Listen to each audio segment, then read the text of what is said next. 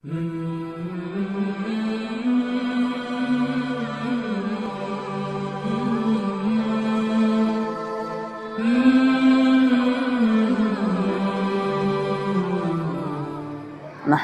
நுஸல்லி அலா ரசூலிஹில் கரீம் அம்மா பாத்.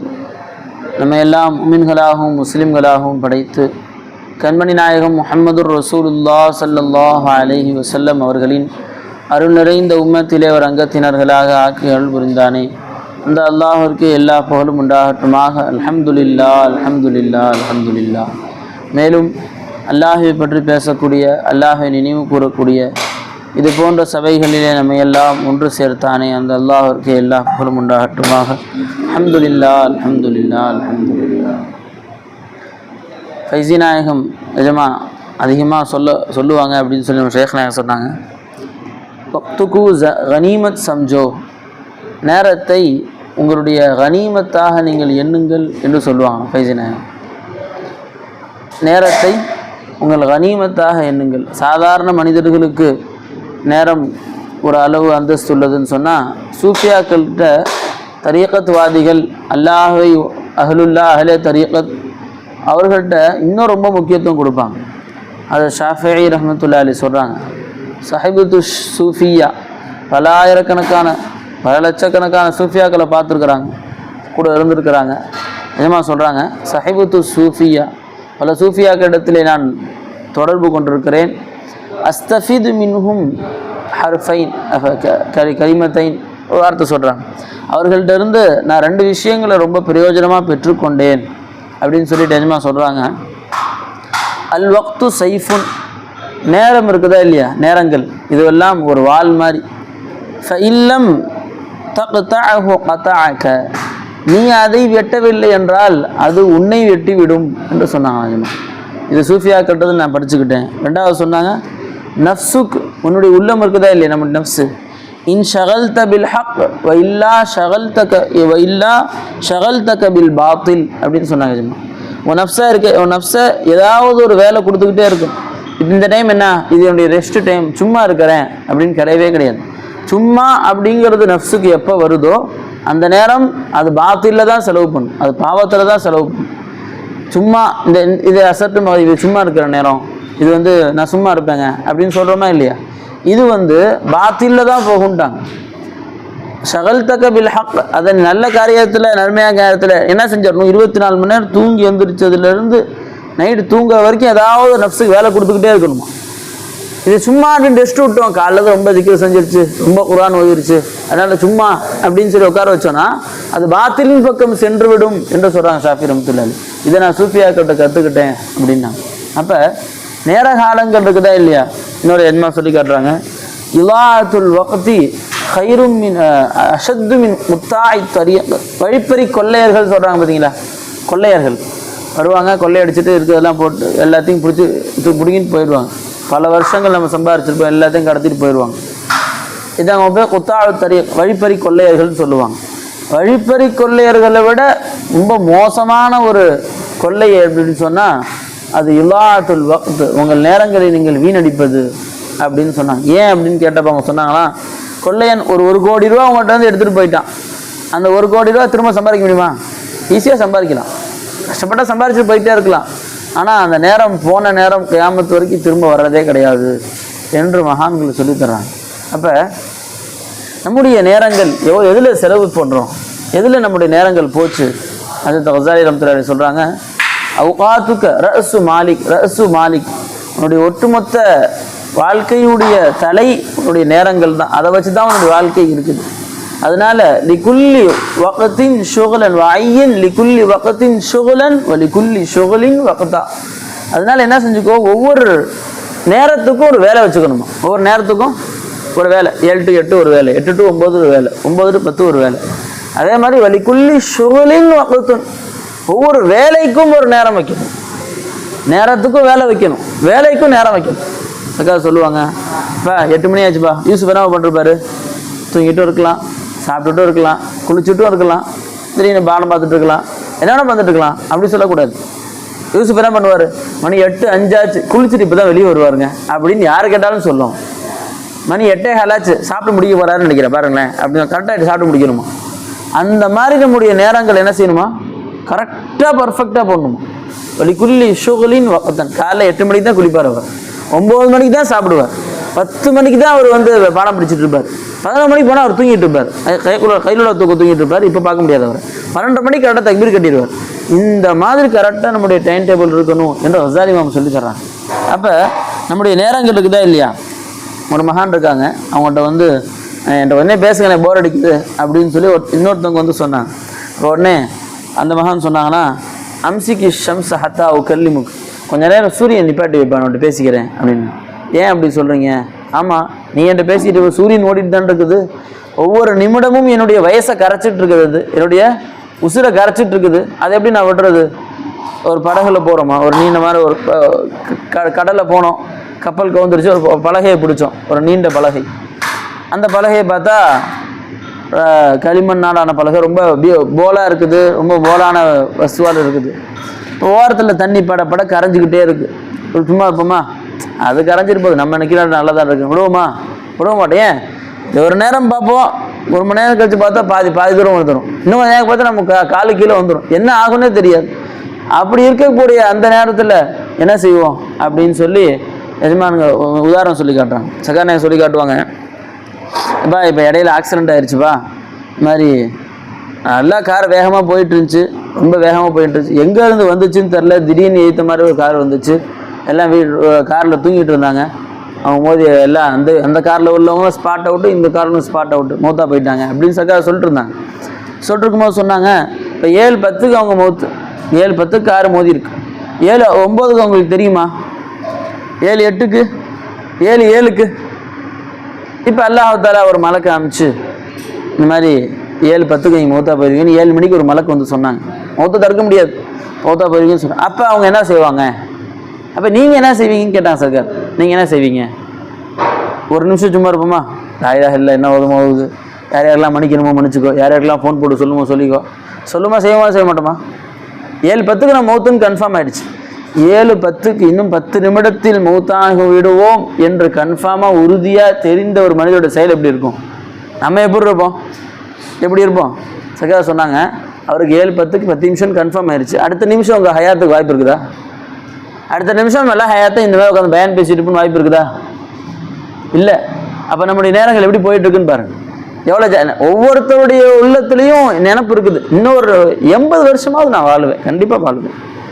எப்படி ஒரு 80-82 வயசுன்னு வச்சா கூட இன்னும் 60 வருஷம் இருக்குது அப்படின்னு உறுதியாக நம்புகிறோம். என்ன செய்யலாம்? உறுதியாக நம்பினா தைரியமாக உட்காந்துருக்குறோம், தைரியமாக உட்காந்துருக்குறோம். சதாசிவம் சொல்கிறாங்க, வஅதுத் நஃப்ஸக மினல் மௌத்தா, உன்னுடைய நஃப்ஸை நீ மௌத்தானவர்களிருந்து எண்ணிக்கொள். இன்னும் ஹதீஸை சொல்கிறாங்க, நீ மகரிப் தொழுது முடிச்சோமா, மகரிப் தொழுதுட்டியா, அடுத்து இஷா வக்தை எதிர்பார்க்காத, இதுதான் என்னுடைய கடைசி தொழுகை, இஷாவில் ஹயாத்தாக இருக்க மாட்டேன், நான் அல்லாட்ட போயிடுவேன், மௌத்தா போயிடுவேன் என்ற எண்ணத்திலே ஒவ்வொரு நேர தொழுகையும் ஆக்கிக்கொள் அப்படிங்கிறாங்க. இன்னொரு நேரம், அடுத்த நேரம் நம்ம சாப்பிடுவோம், பாத்ரூம் போயிட்டு வந்துட்டேன், அடுத்த வாட்டி பாத்ரூம் போக மாட்டேன், அவ்வளோதான், இதுக்கப்புறம் நேரம் கபரு தான் அப்படின்னு எண்ணத்தில் இருக்கணுமா ஒவ்வொரு மீனும். இது சதாசம் சொல்லித்தர்றாங்க. இப்போ நம்முடைய நேர காலங்கள் எதில் போகுதுன்னு பார்க்கணும். அதனால் சகான சொல்லுவாங்க, வக்துக்கு கனிமத் சம்ஜோ, காலங்களை, அந்த நேரங்களை கனிமத்தாக நீங்கள் எண்ணிக்கொள்ளுங்கள் அப்படின்னு சொல்லி எதுமா சொல்லி காட்டுறாங்க. சரி, இப்போ நான் ஒரு சில விஷயங்கள் உங்களுக்கு சொல்கிறேன். நேரம் எதனாலலாம் வேஸ்ட்டாக போகும் தெரிஞ்சுக்கணுமா இல்லையா? சரி பண்ணணும்னு முடிவு பண்ணிட்டோம், இப்போ என்ன செய்யணும்? ஃபஸ்ட்டு காரணம் தெரிஞ்சுக்கணும். இப்போ டேங்கை சுத்தம் பண்ண போகிறீங்க, தொட்டி குளியல் தொட்டியை சுத்தம் பண்ணணும், ரொம்ப அழுக்காக இருக்குது, சாக்கடையாக இருக்குது ஃபுல்லாக. ஏன் குப்பையாச்சுன்னு முதல்ல தெரிஞ்சுக்கணும், அப்படி தானே? எங்கேருந்து அழுக்கு வருது, எங்கேருந்து சாக்கடை வருது அப்படின்னு பார்த்து இந்த சாக்கடை வந்த இடத்த அடைச்சி விட்டு பூசி விடுவோம். அதுக்கப்புறம் என்ன செய்வோம்? இருக்கிற அழுக்கு எடுப்போம், அதுக்கப்புறம் தான் சோப் போட்டு தேய்ச்சி அப்புறம் டைல்ஸ் ஓட்டுறது எல்லாம். அதனால் முதல்ல என்ன செய்யணும், நம்ம எங்கேருந்து நம்முடைய இந்த நேரங்கள் வீணடிக்கப்படுது, ஒரு மனிதனுடைய பெரும்பாலான நேரங்கள் எதில் வேஸ்ட்டாக போகுது, ஒரு சில விஷயங்களை சொல்கிறேன். அதை வாழ்க்கையில் இன்ஷால்லா அமல் செய்யணும், விட்டுறணும். இதெல்லாம் நம்ம நேரத்தை கிடைத்தது தூக்கி வீசிடணும், செய்வோமா இன்ஷால்லா அப்படின்னு பார்த்தா, முதல்ல நேரங்களை ஏன் வேஸ்ட்டாக்குவாங்க, எதனால் வேஸ்ட்டாக போகுது அப்படின்னு சொன்னால், அதமு தஹ்தீதுல் ஹதஃப், குறிக்கோள் இல்லாமல் வாழ்கிறது. முதல் விஷயமே என்ன? குறிக்கோளே கிடையாது. வாழ்க்கை நோக்கம் என்னவா? நல்லா சாப்பிட்டு தூங்கி கல்யாணம் முடிச்சு 4 பிள்ளைய பெற்றோமா போய் சேர்ந்தோமான்றதோ பேரம்பேத்தியெல்லாம் கல்யாணம் முடிச்சுட்டு போய் சேர்ந்துடலாம் சொல்லி இதுதானா. இதுவெல்லாம் எல்லாம் நமக்கு வந்து ஒரு காரணங்களாக கொடுத்தது. நோக்கம் என்ன, ஹதஃப் என்ன, வாழ்க்கையின் நோக்கம் என்ன? சகார் சொல்லுவாங்க, சல்லா தமிழ்நாடு ஃபுல்லாக 100 மதரசா ஆரம்பிக்கணும்ப்பா அப்படின்னு எனக்கு ஆசை இருக்குப்பா. இந்த மாதிரி 1000கணக்கான ஹதஃப் சொல்லியிருக்கிறாங்க. இது ஒரு நோக்கமாக சொன்னாங்க சகார்னு. 100க்கும் மேற்பட்ட மதரசாக்களில் தமிழ்நாடு ஃபுல்லாக ஆரம்பிக்கணும் அப்படின்னா. இந்த மாதிரி வாழ்க்கையில் இந்த ஒரு குறிக்கோள் வச்சு நான் இதை நோக்கி நான் போகிறேன். உங்கள் வாழ்க்கையின் குறிக்கோள் என்ன அப்படின்னு சொல்லி ஒவ்வொருவரும் தன் வாழ்க்கைக்கு ஒரு குறிக்கோளை போடணும். ஒரு தரம் தன் வாழ்க்கைக்கு குறிக்கோளை போடணும். குறிக்கோள் போட்டால் நடக்குமா நடக்காதா அதெல்லாம் ரெண்டாவது விஷயம். குறிக்கோள் போடுறது கடமை. முஜத்தித் அல்ஃபசானி ரஹ்மத்துல்லாஹி அலைஹி ஜெயிலில் போட்டு வச்சிட்டாங்க இந்தியா. அந்த நேரத்தில் அக்பர் இருக்கார்ல, அக்பர் மன்னர், அவர் வந்து தீனை இலாஹின்னு கொண்டு வந்து மொட்டை இந்திய நாட்டையும் குட்டிச்சோடாக்கிற. யாரும் பர்தா போட தேவையில்லை, நீ கல்யாணம் முடிச்சு தான் கூட இருக்கணும் அவசியம் இல்லை. என்னென்னமோ சட்டம், மஹர் அதாவது பர்தாங்கிற சட்டத்தை எடுத்துட்டார். ஒருத்தர் ஓஷாங்கிற சட்டத்தை எடுத்துட்டார். நாட்டையே குட்டிச்சோடாக்கினார். தீனுல் இஸ்லாத்தையே ஒழிச்சார் இந்திய நாட்டில். இப்போ முஜத்தித் அல்ஃபசானி எதிர்த்தாங்க, கொண்டு போய் ஜெயிலில் போட்டாங்க. எஜமா அப்போ சத்தியம் பண்ணுறாங்க, இந்த மொத்த இந்திய நாட்டையும் நான் திருத்தியே தீருவேன் அப்படின்னு சத்தியம் பண்ணுறாங்க. சத்தியம் பண்ண ஜெயிலில் உட்காந்து அதை செய்ய முடியுமா? தானே கலிசோறு தின்ட்டுருக்குறாங்க, ஜெயிலில் உட்காந்து அதை செய்ய முடியுமா? பார்த்தா ஜெயில் பெரிய ஜெயில், எல்லாம் ஒன்றா சாப்பிட்றதுல 2000 கைதிகள், காஃபிர்கள் பாதி பேர், 3/4 பேர் காஃபிர்கள். இந்தியா நாட்டில் ஜெயிலில் இருந்து யார் காஃபிர் தான் இருப்பாங்க. காஃபிர்கள் 2000 பேர் எல்லாத்தையும் உட்கார வச்சாங்க. முதல்ல எல்லாத்தையும் இஸ்லாத்து முஸ்லீம் ஆக்குறாங்க. இஸ்லாத்தை பற்றி சொல்லி, சாதாரண வேலையை ஒரு ஆள் முஸ்லீம் ஆக்குறது, அத்தனை பேரையும் முஸ்லீம் ஆக்கி அத்தனை பேருக்கும் கலிமாவை சொல்லி கொடுத்து அலிபே தேயிலிருந்து ஆரம்பித்து எல்லா மார்க்க விஷயங்களையும் கற்றுக் கொடுத்து ஒத்த ஆளா ஒரே மாணவர் ஒரே உஸ்தாது 2000 மாணவர்கள். முஜத்தித் அல்ஃபசானி ரஹ்மத்துல்லாஹி. அதனால தான் அவங்க முஜத்திது அல்ஃபசானின்னு சொல்கிறோம். அவங்க பேர் என்னச்சுமா? சர் அஹ்மத் முஜத்தித். அவங்க பேர் கூட மறந்து போச்சு பாருங்கள். முஜத்தித் அல்ஃபசானி அப்படின்னு சொன்னால் ஒவ்வொரு 1000 வருடத்துக்கும் அல்லாஹ் தாலா வந்து ஒரு முஜத்தித் அல்லாஹ் இந்த பூமிக்கு அனுப்புவான். ரசூலுல்லாஹி ஸல்லல்லாஹு அலைஹி வஸல்லம் சொன்னாங்க, அவர் ஒட்டுமொத்த உலகத்தில் தீன ஹயாத்தாக்குவார் அப்படின்னு சொன்னாங்க ஸல்லல்லாஹு அலைஹி வஸல்லம். இந்த அல்ஃபசானி 2வது 1000த்துடைய முஜத்தித் யார்? சர் அஹ்மத் எஜ்மான் தான். அத்தனை பேரை காஃபிராக இருந்தவங்களாம் முஸ்லீம் ஆக்கி, முஸ்லீம் ஆனது மட்டுமே அத்தனை பேரை ஆலிம் சவாக்கி ஹாஃபிஸாவாக்கி எந்தளவு தயாராக்கிட்டாங்க. ஒரு ஊருக்கு போய் அவரை கொண்டு போய் விட்டா போதும், மொத்த ஊரே ஒரு முஸ்லீம் ஆக்கிடுவார். அந்த மாதிரி தயார் பண்ணுறோன்னா சாதாரண விஷயமா? ஒரே ஆசிரியர் காலம் சாயங்காலம் தூங்கியிருப்பாங்களா? ரெஸ்ட் எடுத்துருப்பாங்களா? படுத்து தூங்கியிருப்பாங்களா? அந்த மாதிரி ஒன்றும் இல்லை. ஜெயிலில் என்ன பாடம் எடுத்துறதுக்கு போர்டு, பேனா, பென்சில், பெஞ்சு எல்லாம் கொடுப்பாங்களா? நல்லா சாப்பாடு ஆக்கி நேரத்தை கரெக்டாக சவர் வந்து எல்லாத்தையும் ஏற்படுத்துகிறாங்க. நிஜமா அவ்வளோ சிரமப்பட்டு இஸ்லாம் கொண்டு வந்து 50 வருஷம் நாட்டை குட்டிச்சோராக்குனார். யார்? அக்பர் மன்னர். எஜமா ஒவ்வொரு ஊராக அனுப்புகிறாங்க. ரிலீஸ் ஆகி போவாங்கள்ல அவங்க, நீ வந்து திருப்பூர் போ, நீ வந்து ஊரைக்கு போ, நீ திருச்சிக்கு போ சொல்லி மொத்த தீனையும் திரும்ப ஹயாத்தாக்கிட்டான் முஜத்தித் அல்ஃபசானி. அந்த மார்க்கத்தை அப்படியே இல்லாமல் ஆக்கிட்டான் அல்லாஹ் தஆலா அவர்கள்னால. அப்போ எந்தளவு உழைப்பு செஞ்சுருப்பாங்க பாரு, எந்தளவு சிரமப்பட்டிருப்பாங்க பாரு. இப்போ ஒரு குறிக்கோள் வச்சுட்டோம், அவங்க என்ன இந்திய நாட்டை திரும்ப நான் இஸ்லாத்துடைய தௌஹீதுடைய வாசம் வீசக்கூடியதை ஆக்குவேன்னு குறிக்கோள் வச்சாங்க. ஜெயிலில் கூட எல்லாம் உதவி செஞ்சான்.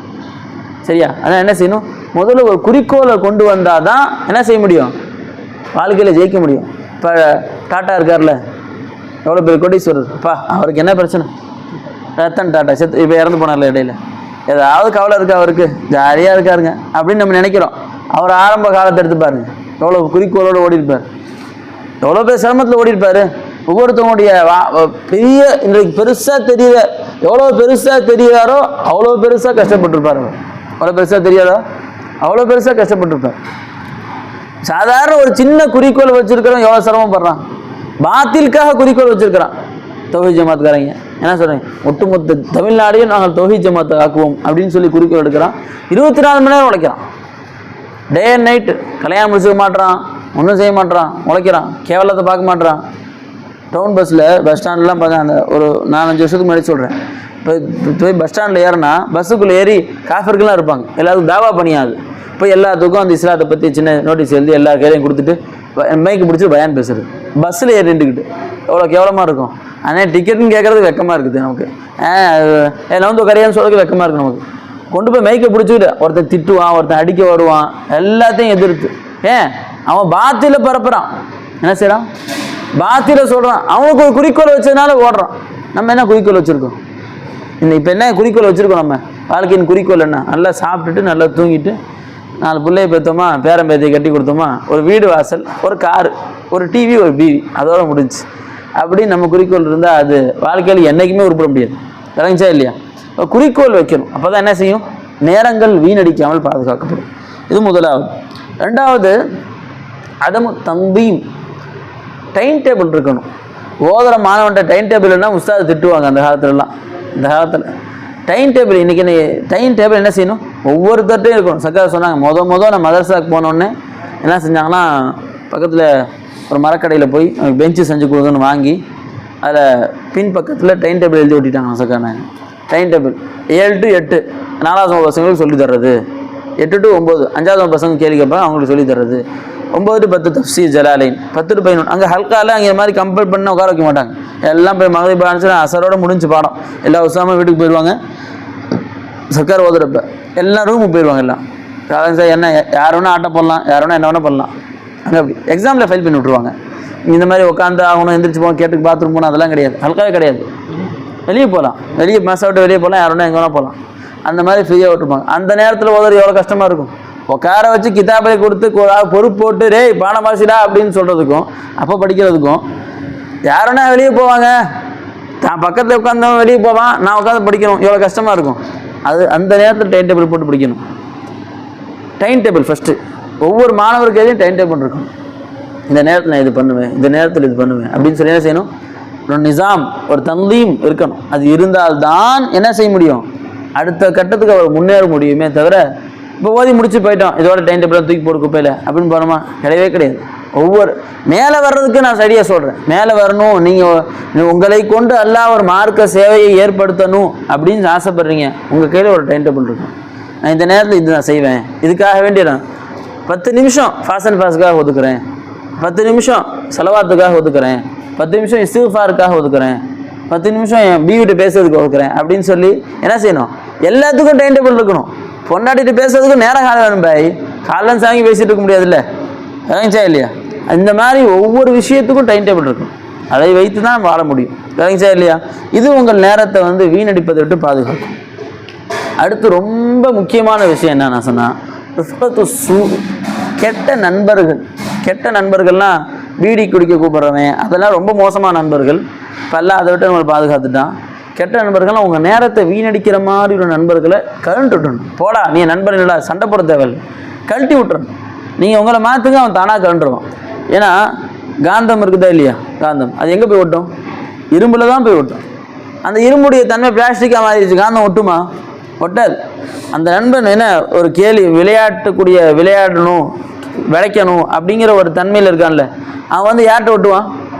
அதே மாதிரி தன்மை யார்கிட்ட இருக்குதோ அவன்கிட்ட தான் ஒட்டுவான். உங்கள் தன்மையை மாற்றி பாருங்க, அவன் ஓடி போயிடுவான். அவனை இருக்க முடியாது, அங்கே என்ன செய்ய முடியாது. சைத்தானாலும் மனசால உட்கார முடியாது.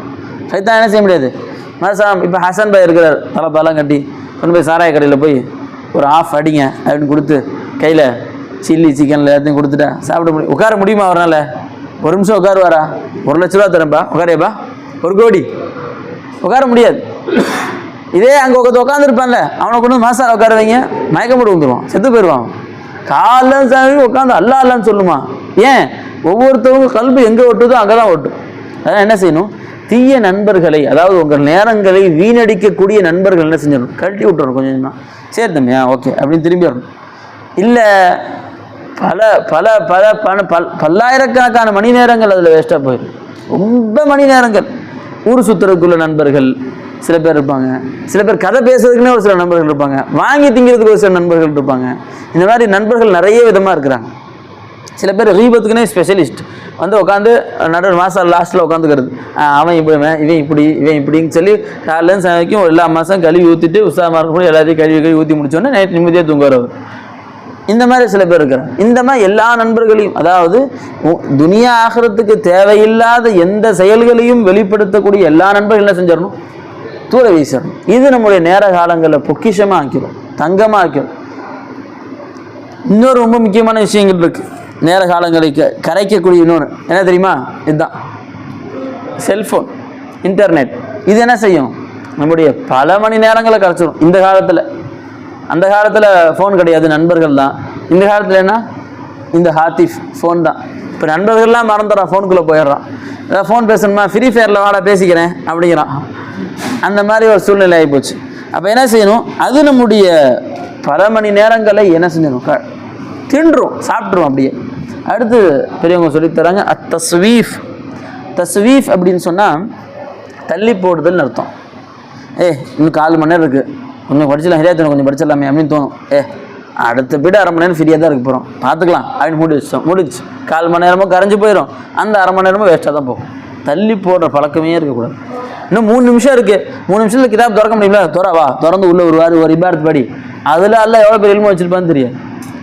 என்ன செய்யக்கூடாது, என்றைக்குமே தள்ளி போகிற பழக்கத்தை எடுத்து வைக்கக்கூடாது. தஸ்வீஃப்னு என்ன அர்த்தம், தள்ளி போடுது. நாளைக்கு படிச்சுக்கலாம், 2வது மாதம் தானே, 3வது மாதம் இன்ஷால்லா கரெக்டாக படிப்பேங்க. ஒவ்வொரு வருஷம் ஆரம்பத்தில் ஒரு பையன் ஒவ்வொரு வருஷம் ஆரம்பத்தில் சொல்லுவாங்க பசங்க 2-3 பேரை வந்துடுவாங்க கண்டிப்பாக. ஜூர் இந்த வருஷத்தில் ஒழுங்காக படிக்கலான்னு இருக்கேன் ஜூர், சில மகரிப் பிறகு வரேன் ஜூர், நீங்கள் உருது சொல்லிக் கொடுங்க, மகரிப் பிறகு நான் வரேன் ஜூர், ஹிதாயத்துன்னு சொல்லிக் கொடுங்க, மகரிப் பிறகு நான் வரேன். 4-5 பேர் வருவாங்க, எல்லாம் வாங்கப்பா சந்தோஷமாக வாங்க. ஒருத்தனும் வர மாட்டான். ஒரு நாள் வருவான், ஜூர் அந்த பாடம் படிக்க வேண்டியிருக்கு அப்படின்னு போகிறான், முடிச்சு அவ்வளோதான். சில பேர் புது நோட்டு வாங்கணும், இனிமேல் நான் ஒழுங்காக எழுதுவேன், இன்ஷால்லா கரெக்டாக எழுதுவேன், அழகாக எழுதுவேன், அப்படியே நோட்டை பாதுகாத்து வைப்பேன்னு சொல்லுவான். முதல் பக்கத்தை பேர் எழுதுவானே, அதோட சரி நோட்டத்துக்கு குப்பல் போட வேண்டியதான். புது கிதாப் எடுத்தோடனே இனிமேல் இன்ஷால்லா கரெக்டாக நான் எல்லா அர்த்தத்தையும் எழுதுவேன், எல்லா ஜபர்ஜரையும் போடுவேன். இது எல்லாம் வரும். தள்ளி போடுறது என்ன செய்யக்கூடாது, கூடவே கூடாது. அது முக்கியமாக எல்லா கிதாபுகளையும் எழுதுறது என்ன அப்படின்னு சொன்னால், ஹஜ் உம்ரா விஷயம் இருக்குதா இல்லையா, அதை தள்ளி போடவே கூடாது அப்படின்னு சொல்லுவாங்க. சில பேர் மதசாக்கு வர்றது தள்ளி போடுறாங்க, இன்ஷால்லா அப்புறம் லேட்டாக வந்துக்கலாம், அப்புறம் போய் ஒதுக்கலாம். இதை என்ன செய்யக்கூடாது. தள்ளி போடுதல் என்பது ஒரு மாணவனை முழுமையாக வீணாக்கிடும். முழுமையாக என்ன செஞ்சிடும், வீணாக்கிடும். அதை விட்டு அல்லாஹ் பாதுகாக்கணும். அடுத்து ரொம்ப முக்கியமானது என்னன்னா, இந்த நாவு தான். சதாசம் சொன்னாங்க, மின் ஹுஸ்னி இஸ்லாமில் மர்இ தர்குஹு மா லா யஅனீஹி. ஒரு முஸ்லிமுடைய இஸ்லாத்தின் மிக அழகான விஷயம் என்ன அப்படின்னு சொன்னால், அவனுக்கு தேவையற்றதை விடுவது. தேவையற்றதுன்னா என்ன சொல்லுங்க பார்க்கலாம், தாரீஃப் என்ன, தேவையற்றதுடைய தாரீஃப் என்ன, டெஃபினேஷன். தேவையற்றது என்னப்பா சொல்ல மாட்டேங்க, மாஹோ தாரீஃப் தேவையற்றது அப்படின்னு சொன்னால், உங்களுடைய உலகம் மறுமைக்கு எந்த விதமான பிரயோஜனமும் தரலாம், அது பேர் என்ன, தேவையற்றது. இப்போ யூசுப் பாய் இருக்கார், ஜுபைர்கிட்ட போய் சொல்கிறார், ஏன்டா உன் மூக்கு வளைஞ்சிருக்கு அப்படிங்கிறார். இப்போ அதை தெரிந்து கொள்வதால் ஏதாவது பிரயோஜனம் இருக்கா நமக்கு? ஒரு மூக்கு ஏன் வளைந்தது என்பதை தெரிந்து கொள்வதால் வாழ்க்கையில் துனியாவில் ஏதாவது பிரயோஜனம் இருக்கா? ஒரு 4 காசு சம்பாதிக்க முடியுமா? இல்லை. ஆகிரத்தில் ஏதாவது பிரயோஜனம் இருக்கா? கேலி பண்ணால் தண்டனை வேணா இருக்குது, பிரயோஜனம் ஏதாவது இருக்குதா? துனியா ஆகிரத்துக்கு பிரயோஜனம் இல்லாத எல்லாமே என்னதான், தேவையற்றது தான். எல்லாமே தேவையற்றது தான். அதை எல்லாத்த விட்டு தவிர்த்துக்க முயற்சி பண்ணும். கொஞ்சம் கொஞ்சமாக ஒரேடியாக நான் சூஃபியாரேன்னு ஒரேடியாக படுத்துடுவீங்க முடியாது. கொஞ்சம் கொஞ்சமாக நீங்களே உங்கள் காலத்தை பாருங்கள். முஹாசபத்து நஃப்ஸ்ன்னு சொல்லுவாங்க. எத்தனையோ பேர் கிபிரை விட்டும் பாதுகாத்து கொண்டார்கள், அதாவது நஃப்ஸுடைய தீமைகளை விட்டும் பாதுகாத்து கொண்டார்கள். முஹாசபத்து நஃப்ஸை செய்ய மாட்டாங்க அப்படி பேசி நான் சொல்லுவாங்களாம். முஹாசபத்து நஃப்ஸ்ன்னு என்ன அர்த்தம், காலையில் சாயங்காலம் நஃப்ஸை கேள்விக்கு கேட்கணுமா. குறிப்பாக இரவு படுக்கிற நேரத்தில், இன்னைக்கு காலையில் நீ என்ன பண்ண அப்படின்னு சொல்லி கேள்விக்கு எனக்கு கேட்கணும். அப்போ என்ன இதையும் யோசிப்பீங்க. காலையிலேருந்து 24 மணி நேரம் அல்லாஹ் கொடுத்தான், அதில் தூங்க ஒரு 16 மணி நேரம் அல்லாஹ் கொடுத்தான். ஒரு 6-7 மணி நேரம் பாடத்தில் உட்காந்துருந்தோம், ஓகே 6 மணி நேரம் கழிச்சு பிச்சு 10 மணி நேரம். அந்த 10 மணி நேரத்தில் பாத்ரூம் கீத்தும் சுய தேவைகள் அதெல்லாம் இருந்துச்சு, அதில் ஒரு 3-4 மணி நேரம் சாப்பிட்டோம், அதெல்லாம் பண்ணோம். மிச்சம் 6 மணி நேரம் நம்ம என்ன பண்ணோம், எப்படிலாம் வேஸ்ட்டாக போச்சு, எப்படியெல்லாம் அந்த நேரங்கள் கழிஞ்சு போச்சு அப்படின்னு யோசிச்சா தான் தெரியும். காலையில் 9 மணிக்கு வந்தோடனே நம்மளை என்ன பண்ணார், அப்துல்லா கிண்டுக்கின்னாரு, மேலே போய் 1/2 மணி நேரம் ஆட்டம் போட்டோம், 1/2 மணி நேரம் கரைஞ்சி போச்சு. அடுத்து மதியானம் படுக்கலான்னு அசரில் என்ன படிக்கலான்னு என்னமோ எந்திரிச்ச மாதிரி தெரிஞ்சு வாலிபால் சத்தம் கடிச்சு வெளியே போயாச்சு. இதில் தான் வேகம் வேஸ்ட் ஆகுது அப்படின்னு சொல்லி அதை கட் பண்ணுறதுக்கு முயற்சி செய்யணும். முஹாசபத்து நஃப்ஸை கேள்விக்கு நான் கேட்கணுமா. அது உமர் இப்னு கத்தாப் ரலியல்லாஹு ஒவ்வொரு நாள் நைட்டும் சாட்டை எடுத்து முதுகில் அடின்னு அடிப்பாங்களாம். சாட்டை எடுத்து அடிப்பாங்க, ஏன் இந்த நேரம் இப்படி போச்சு, ஏன் அப்படி ஆயிடுச்சு, ஏன் இந்த பாவத்தை செஞ்சு அப்படின்னு சொல்லி ஒவ்வொரு நாள் இரவும் சாட்டை எடுத்து தண்டனை கொடுப்பாங்க. இவங்க நீதிபதியாக உட்காந்துக்குவாங்க. குற்றவாளி கூண்டில் யார் இருப்பா, இவங்க உடம்பு நிற்கும். குற்றவாளி கூண்டில் கேள்விக்கு எனக்கு கேட்பாங்க, ஒன்று ஏன் இப்படி பண்ணேன், ஏன் இங்கே போனேன், ஏன் அவரை பார்த்து அப்படி சொன்னேன், இப்படி சொன்னது தப்பு தானே, தண்டனை வாங்க, இந்தா ஒரு தண்டனை, ஒரு சாட்டை அடி டுமால்னு விழுகும். இந்த மாதிரி தன்னைத்தானே தண்டனை செய்து கொள்வார் யார்? உமர் இப்னு கத்தாப் ரலியல்லாஹு தஆலா. இது முஹாசபத்து நஃப்ஸ் அதிகமாக செய்யணும். இன்னொரு முக்கியமான விஷயம் என்ன அப்படின்னு சொன்னால், கசரத்துல் அக்லி வன் நௌம், நிறைய சாப்பிட்றது, நிறைய தூங்குறது. உலகத்திலேயே மாபெரும் ஒரு வியாதி என்ன அப்படின்னு சொன்னால் அது சாப்பாட்டில் தான் இருக்குது. பெரிய வியாதியும் சாப்பாட்டில் தான் இருக்குது, பெரிய ஷிஃபாவும் சாப்பாட்டில் தான் இருக்குது. அன்றைக்கே சொன்னேன், மதீனாவுக்கு என்ன செஞ்சார், ஒரு பெரிய மருத்துவர், உலக நாடுகள்லாம் ரோம் நாட்டு பாரசீகர்கள்லாம் ஃபேமஸான ஒரு மருத்துவம் பார்க்கலான்னு மதீனாவுக்கு வந்தார். வந்து கடையை போட்டார், மக்கள்லாம் ரொம்ப பாராட்டினாங்க. கடையை போட்டார், ஒருத்தரும் வரல. காலைல சாயங்காலம் ஒரு நாள் ஆச்சு, 2 நாள் ஆச்சு, ஒரு வாரம் ஆச்சு, ஒரு மாதம் ஆச்சு, ஒருத்தரும் கடைக்கு. யாரும் ஊரில் உடம்பு சரியில்லாமல் இருக்க மாட்டாங்களா? ஒருத்தரும் வரல. நேராக இறங்கிட்டார். என்ன எப்படி ஆச்சு அப்படின்னு கேட்டப்ப, அப்போ சஹாபாக்கள்லாம் சொன்னாங்களாம், நாங்கள் வந்து ஸல்லல்லாஹு அலைஹி வஸல்லமுடைய மார்க்கத்தை பின்பற்றுறோம், உங்கள் சாப்பாடு முறைகள்லாம் எப்படி இருக்குது அப்படின்னு கேட்டாங்க. அவங்க உடனே அவங்க சொன்னாங்களாம், நாங்கள் ரொம்ப பசிச்சா சாப்பிட உட்காருவோம், சாப்பிட்டு அந்த பசி நாங்களுக்கு இப்போ அப்படியே 100% இந்த பசி அப்படியே குறைஞ்சு 10% வரும்ல, பசி எங்களுக்கு அடங்குவதற்கு முன்னால் நாங்கள் சாப்பிட்டு எந்திரிச்சிருவோம் அப்படின்னு சொன்னாங்களாம். உடனே டாக்டர் சொன்னால் உங்களுக்கு நோயே வராதுன்னு சொல்லி கடையை காலி பண்ணி கிளம்பிட்டாராம், திரும்ப ஊருக்கு போயிட்டாராம். அப்போ நம்மளுடைய உணவுல தான் நோய் இருக்குது. டேஸ்ட்டாக இருக்குது, இன்றைக்கி முட்டை சாணம் வச்சுருக்காரு மீராம்பாய், வச்சு குடி அப்படின்னு சொல்லி ரவுண்டு கட்டி பிடிச்சி வாந்தி எடுத்து, இதான் தேவையா? எந்த அளவுக்கு எனக்கு தேவையோ அதை நான் எடுத்துக்கிறேன், தேவையில்லை இது எனக்கு தேவையில்லாதது. அதுவும் இலாத்துல் இதை அந்த சாப்பாடை நீங்கள் வேஸ்ட் ஆகின மாதிரி தான், குப்பையில் போட்ட மாதிரி தான். ஏன் குப்பையில் போட்டாவது குப்பையோட போகும், தொப்பையில் போட்டோன்னு வச்சுக்கோங்க, அது சேர்த்து தூக்கத்தையும் உண்டாக்கும், சோம்பேறித்தனத்தை கொடுக்கும், பாடத்தை படிக்கக்கூடாது. அது பேசாமல் குப்பையிலே கூட போடலாம். அதுக்கு குப்பையில் போடக்கூடாது சாப்பாடு யாரும், சரியா? அதுக்கு தொப்பையில் போடுறது பெரிய தப்பு, விளங்கிச்சா இல்லையா? எக்ஸ்ட்ரா சாப்பாடு, அதிகமான உணவு, அதிகமான தூக்கம், இது எல்லாம் என்ன செஞ்சிடும், நம்முடைய நேரங்களை ரொம்ப அதிகமாக கரைச்சி எடுத்துடும். சில பேர் உடம்பு சரியில்லைன்னு படுக்கிறாங்க, காலைல 6 மணிக்கு தலைவலிக்குதுன்னு படுக்கிறாங்க. சரி காய்ச்சல் அடிக்குதுன்னு போல விட்டா காலைல 6 மணிலேருந்து சாயங்காலம் 6 மணிக்கு 12 மணி நேரம் நான் ஸ்டாப் தூங்குறாங்க. எப்படா தூங்குறீங்க? நைட்டு ஃபுல்லாக தூங்கியிருக்கிறீங்க, மறுநாள் 2 நாள் உடம்பு சரியில்லை, 2 நாளும் தூங்குறாங்க. எப்படி அது தூக்கம் எப்படி வருதுன்னு தெரியுமா? 6 மணி நேரம் 7 மணி நேரம் தூங்கினா ஃப்ரெஷ் ஆயிரும், அப்புறம் தூக்கம் வராது. அப்படி தான் கேள்விப்பட்டிருக்கோம், அப்படி தான் நடந்திருக்கு. 24 மணி நேரம் தூங்குறாங்க. அந்த நேரத்தில் உடம்பு திக்ரு செய்யலாம், உடம்பு தானே சரியில்லை, வாயில் திக்ரு செஞ்சு என்ன ஆக போகுது, குர்ஆன் ஓதலாம், அதெல்லாம் தோணவே மாட்டோம். அப்படியே படுத்தாங்கன்னா முடிஞ்சு, ஜனாசா மாதிரி. யாராவது வந்து வக்து தொழுகைக்கு எழுப்புனா துஹருக்கு எழுப்புறது, அசருக்கு எழுப்புறது, தூங்கிட்டு படுத்துறது, சாப்பிட்டு படுத்துறது. இதே மாதிரி அதிகமான தூக்கங்கள். இது இங்கே மட்டும் இல்லை, உங்கள் ஊருக்கு போனாலும் சரி, ஊருக்கு போனாலும் தெரியுது. நைட்டு 4 மணிக்கு படுத்துறது, நைட்டு 4 மணிக்கு படுத்துறது தான், அது காலைல 4 மணி. அது 1 மணிக்கு எந்திரிச்சு டீ குடிச்சிட்டு சில பேர் நாஷ்டா சாப்பிட்றது, மதியானம் சாப்பிட்றது, நாஷ்டாலாம் சாப்பிட்டு ஒரு மாதம் ஆச்சு நாஷ்டா சாப்பிட்டு அப்படிங்கிறாங்க. நைட்டு 4 மணிக்கு உடனே படுத்துறாங்களாம். இதெல்லாம் நம்ம வந்து நம்முடைய நேரங்களை ரொம்ப இது பண்ணிடுறோம். இரவு தூக்கங்கள் இருக்குதா இல்லையா, அது பகல் தூக்கத்துக்கு 2 மடங்கு. அது பகல் தூக்கத்தை விட நைட்டு நீங்கள் 10 to 11 1 மணி நேரம் நீங்கள் தூங்குனீங்கன்னு சொன்னால், காலையில் 8 to 10 2 மணி நேரம் தூங்குன மாதிரி. அது காலையில் 8 to 10 2 மணி நேரம் தூங்குன மாதிரி. நைட்டு நீங்கள் 2 மணி நேரம் தூங்குவீங்க, காலைல 4 மணி நேரம் தூங்குன மாதிரி. நைட்டு நீங்கள் 5 மணி நேரம் 6 மணி நேரம் ஒருத்தர் தூங்கி எழுந்துட்டாரு, அவர் 16 மணி நேரம் வேலை செய்யலாம். அந்த அளவுக்கு அவருக்கு ஓய்வு கிடைக்கும். ஏன்னா எல்லாம் சொல்கிறோம், வஜஅல்னா நௌமக்கும் சுபாத்தா வஜஅல்னா லைல லிபாசான்னு சொல்கிறான். இரவு தான் எல்லாம் தூங்குறதுக்கு வச்சிருக்கிறான். காலைல பகல் நேரத்தில் வியாபாரம் செய்வதற்கு இதுக்கு வச்சிருக்கான், எல்லாத்துல வாழ்க்கைக்கு வச்சிருக்கிறான். அந்த நேரத்தில் படுத்து தூங்கக்கூடாது, சரியா? தூக்கத்தை என்ன செய்யணும், ரொம்ப குறைச்சிடும். இன்னும் ரொம்ப சிறந்த தூக்கம் என்ன அப்படின்னு சொன்னால், இஷா தொழுதுட்டு ரசூல் ஸல்லல்லாஹு அலைஹி வஸல்லம் சொன்ன மாதிரி லா கலாம பஅதல் இஷாவுக்கு அப்புறம் பேச்சு கிடையாது. இஷா வக்து வந்துச்சு, டக்குன்னு தொழுதோம். மகரிப் 8 மணிக்கு சாப்பிட்றோம்ல, அந்த மாதிரி என்ன செஞ்சிடணும், வீட்லேயும் போனால் அதே பழக்கத்தை கொண்டு வரணும். மகரிப் தொழுதோடனே சாப்பாடு, டக்குன்னு 8 மணிக்கு படுத்துடும். இப்போ அப்துல் அம்மா இருக்காங்கல்ல, அவங்களாம் அப்படி தான், அவங்க வீட்டில் எல்லாருமே அப்படி தான். மகரிப் தொழுதோடனே சாப்பாடு, இஷா தொழுதோடனே படுத்துருவோம். படுத்துட்டு காலைல 3 மணி 4 மணிக்கு அனுப்பிச்சிடுவாங்க. அதுக்கப்புறம் தூக்கம் வராது அவங்களுக்கு. 8 மணி நேரம் ஆயிடுச்சு இல்லை, தூக்கம் வராது. இந்த பழக்கம் இருக்குதா இல்லையா? இன்னும் கிதாபுகள் எழுதுறாங்க, நேரங்கள் அல்லாஹ் தஆலா பரக்கத் செய்யணும் அப்படின்னு சொன்னால் ஸல்லல்லாஹு அலைஹி வஸல்லம் சொல்கிறாங்க, நம்முடைய உம்மத்துடைய பரக்கத் எதில் இருக்குது, ஃபீ புகூரிஹா, அதிகாலையில் இருக்குது. யார் 4 மணிக்கு எந்திரிச்சு வேலை செய்ய ஆரம்பிக்கிறாங்களோ, 3 மணிக்கெல்லாம் எந்திரிச்சு தன்னுடைய பகலை துவங்குகிறார்களோ, அவங்க வக்துல அல்லாஹ் தஆலா பல பரக்கத்தை வச்சிருக்கிறான் அப்படின்னு சொல்லி கிதாபுகள் எழுதுறாங்க. அதெல்லாம் என்ன செய்யணும், நேரம் வீணடிக்க வேணாம், அதை விட்டு அல்லாஹ் தஆலா அனைவரும் பாதுகாத்து கொள்வானாக. நேரத்துக்குன்னு ஒரு சில தன்மைகள் இருக்குது, அவுசாஃபுல் அவுகாத், நேரங்களுடைய தன்மைகள் ஒரு சிலது இருக்குது. முதல் தன்மை தெரியுமா, சரீஉல் இன்கிலா, டக்குன்னு போயிடும். என்ன ஆயிரும், டக்குன்னு போய் இப்போதான் பந்தை எடுத்தோம், அதுக்குள்ளே பார்த்தா 3/4 மணி நேரம் ஓடி போயிடுச்சு, நாஸ்டாக்கு மீராஸ் கூப்பிட்றாரு அப்படின்னு டக்கு டக்குன்னு எப்படி போகுதுன்னே தெரியாது. இது நேரத்துடைய ஒரு தன்மை. எப்போ தெரியும்?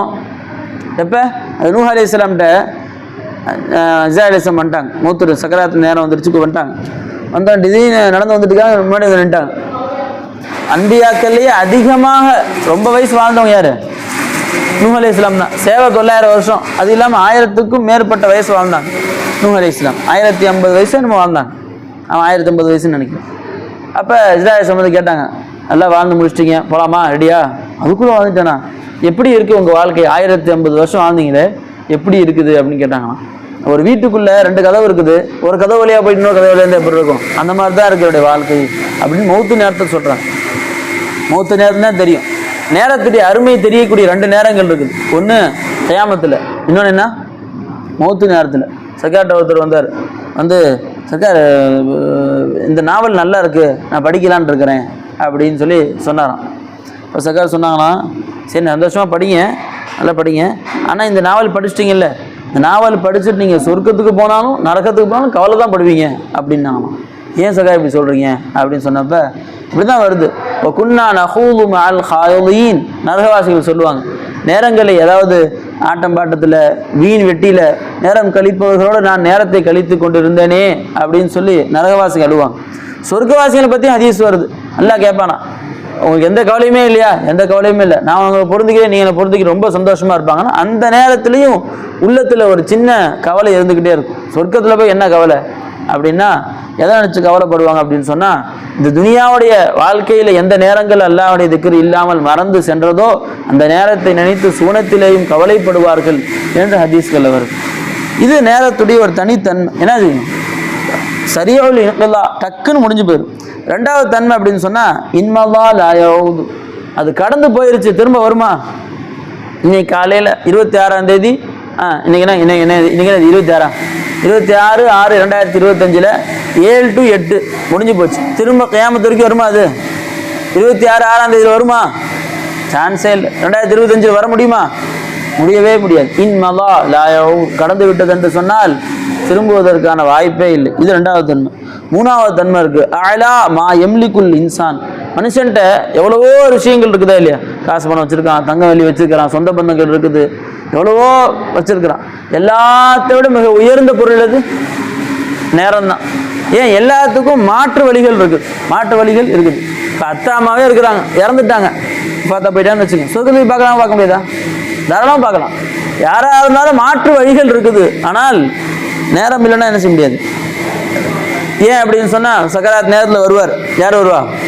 பெரியவங்க வருவாங்க, மலக்குல் மௌத் வருவாங்க. வந்து பாரு ஹெடு எவ்வளோ ஆஹர் தனியில் அஜலின் கரீப், ஒரே ஒரு நிமிஷம் விடுங்களேன், ஒட்டுமொத்த சொத்தையும் கொடுத்துருங்க. விடுவாங்களா? வலை அஹர் அல்லாஹு நஃப்ஸன் இதா ஜா அஜலுஹா. அஜல் வந்துருச்சுன்னா முற்படுத்துவதும் கிடையாது, பிற்படுத்துவதும் கிடையாது. அதனால் நேரங்களை வேஸ்ட் ஆக்காதீங்க. அல்லாஹ்வுடைய திக்ரில் நேரங்களை கழிங்க. அல்லாஹ்வுடைய நெருங்குவதற்கான வழிகளை பாருங்கள். அல்லாஹ் தஆலா நல்லடியார்களாக நம்ம ஆக்கிர புரிவானாக. வாஹிர் தவானா அல்ஹம்துலில்லாஹி ரப்பில் ஆலமீன். அஸ்ஸலாமு அலைக்கும் வரஹ்மத்துல்லாஹி வபரகாத்துஹு.